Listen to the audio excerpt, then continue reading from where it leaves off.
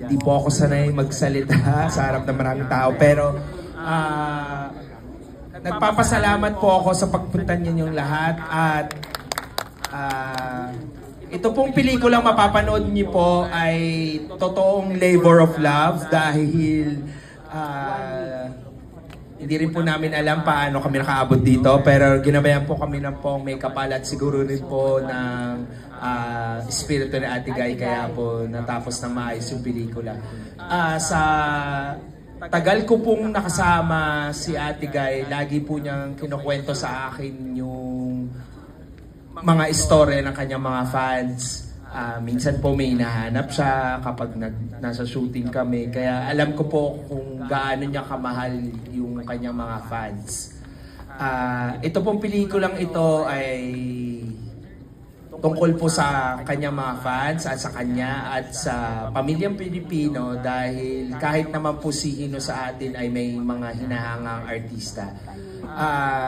Ngayong gabi po, nais ko lang ipakilala sa inyo yung mga tumulong po sa akin para matapos po ng matiwasay yung aming pelikula. Unahin ko na po yung mga staff and crew na kasama po namin nag-shoot. Nandyan po si Shasha. Nasaan po si Shasha? Si Shasha po na kahit election, nakahanap po ng location. Siya po aming line producer. Nandyan din po si JP Sapitula, yung aming production designer. Si Odyssey Flores po nandyan, ang aming pong DOP. Go, Adi! Syempre po yung mga kasama namin sa shoot, si Carol, si Genesis, at saka si Christian, at saka si Carlo, at saka si Happy, na tumulong po sa amin para maiayos po yung aming shoot. Ganon din po yung aming mga artista na nagbigay buhay po para sa mga karakter sa pelikulang ito. Si Tita Perla, nagpapasalamat po ako. Si Roderick Paulate po na nagpa-unlock ng special role para sa pelikulang ito. Si Angeli Bayani po, si Tito Bempol, at syempre po nandito si Althea Ablan, unang pelikula niya po ito. Nagpapasalamat din po ako sa GMA dahil pinayagan po siyang gawin ng pelikulang ito. Syempre po, itong artista to malapit na po sa puso ko, si Direk Gina Alar. Ngayong gabi po, meron lang po previous commitment si Direk Loris Galien, kaya hindi po siya makakadalo tonight. Pero nandito po ang kanyang buting anak, si Ina Fileo. Nais lang po niyang basahin yung mensahe ng kanyang mami para sa inyong lahat. Sige, good evening po. Babasahin ko na lang yung message ni mami para sa inyo. Pagbati. Una sa lahat, gusto kong batiin si Nora sa araw ng kanyang kaarawan. Happy birth anniversary, Guy!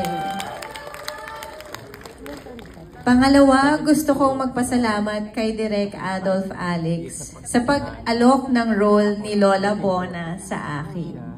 Sa totoo lang, nagdalawang isip ako bago ko tinanggap.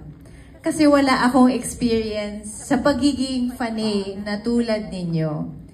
May mga hinahangaan akong mga tao galing sa iba't ibang larangan.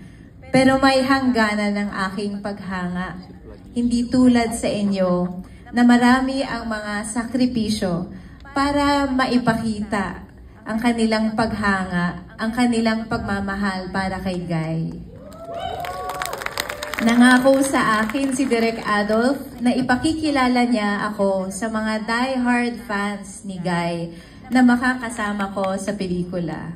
Sa mga kwento nila, unti-unti kong nalaman at naunawaan ang special charisma ni Guy at kung bakit ganyan kahigpit ang koneksyon ng kanyang mga fans sa kanya. Nagpapasalamat ako sa kanila, sina Tere, Marcy at Lourdes.